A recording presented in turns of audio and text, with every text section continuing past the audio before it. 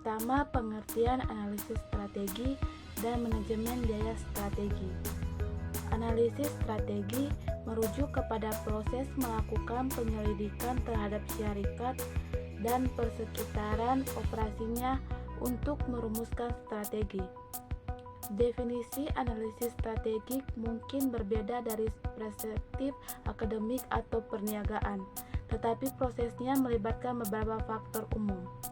Mengenal dan menilai data yang relevan dengan strategi syarikat, strategi korporat, mendefinisikan persekitaran dalaman dan luaran yang akan dianalisis menggunakan beberapa kaidah analisis seperti analisis kekuatan 5 Porter, analisis SWOT.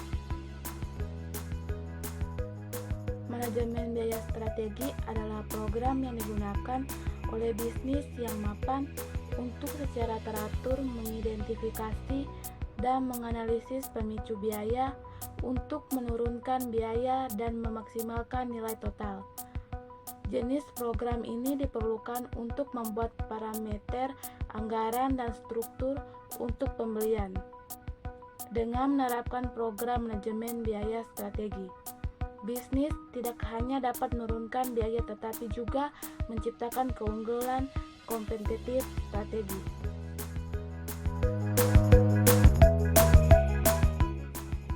Strategi kompetitif perusahaan dapat berhasil. Keunggulan bersaing adalah menciptakan nilai pelanggan yang lebih baik dengan biaya yang sama atau lebih rendah dibandingkan pesaing, atau menciptakan nilai yang setara dengan biaya yang lebih rendah dibandingkan pesaing. Ada 2 strategi umum yang mampu memberikan keunggulan bersaing yang bersinambungan, yaitu strategi biaya rendah, strategi diferensiasi. Tujuan dari strategi biaya rendah adalah untuk memberikan nilai yang sama atau lebih baik kepada pelanggan dengan biaya yang lebih rendah dibandingkan pesaing. Pada dasarnya, jika pelanggan didefinisikan sebagai perbedaan antara realisasi dan perbebanan, strategi biaya rendah meningkatkan nilai pelanggan dengan meminimalisasi perbebanan pelanggan.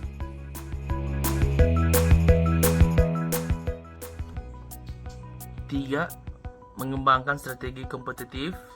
Keunggulan kompetitif akan diperoleh oleh organisasi yang memiliki aset atau kemampuan khusus. Profitabilitas perusahaan ditentukan oleh jenis, jumlah, sumber daya, dan kemampuan yang telah ada.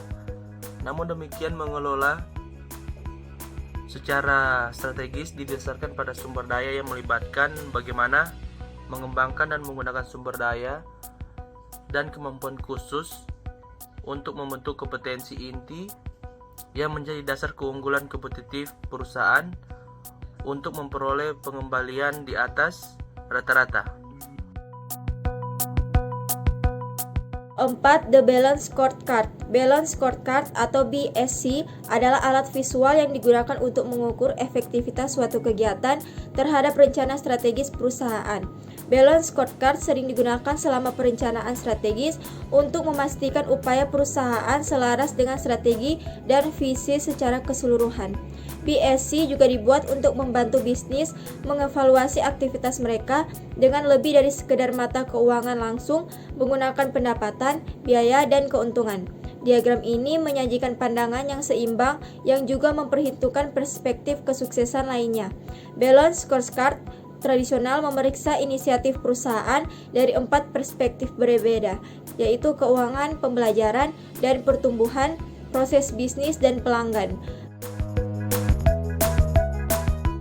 5. Analisis value chain. Value chain analysis adalah proses di mana sebuah perusahaan mengidentifikasi kegiatan utama dan bantuan yang menambah nilai produk, kemudian menganalisisnya untuk mengurangi biaya atau meningkatkan diferensiasi. Value chain analysis merupakan strategi yang digunakan untuk menganalisis kegiatan internal perusahaan. Dengan kata lain, dengan melihat ke dalam kegiatan internal, analisis itu mengungkap di mana keunggulan kompetitif suatu perusahaan atau kekurangannya.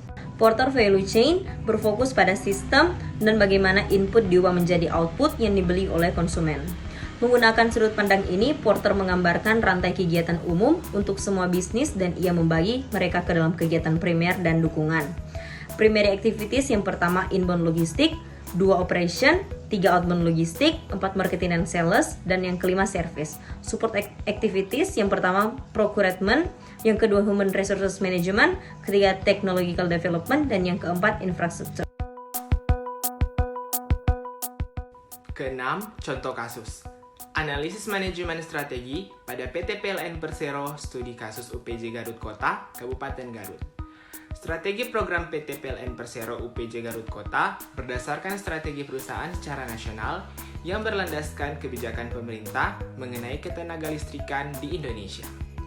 Dalam pelaksanaannya, disesuaikan dengan keadaan dan kondisi perusahaan yang memiliki kekuatan dan kelemahan, peluang, internal organisasi, dan ancaman eksternal organisasi. Untuk memaksimalkan kinerja profesional setiap fungsi pokok dalam perusahaan kepada pelanggan, langkah PT PLN Persero UPJ Garut Kota berdasarkan kebijakan pusat menetapkan program strategi bersifat Frontline Service atau FLS dengan program unggulannya yaitu Focus atau For Customer Satisfaction, merupakan strategi yang tepat dengan dukungan sumber daya dalam perusahaan yang berkualitas dan profesional. Sebagai perusahaan yang telah berkompeten dalam bidang ketenagalistrikan di Indonesia, sewajarnya PT PLN Persero, khususnya UPJ Garut Kota, melaksanakan operasional dalam pelayanan lebih maksimal dan profesional sehingga pelanggan atau masyarakat sebagai konsumen dapat menikmati dan puas terhadap pelayanan yang diterimanya.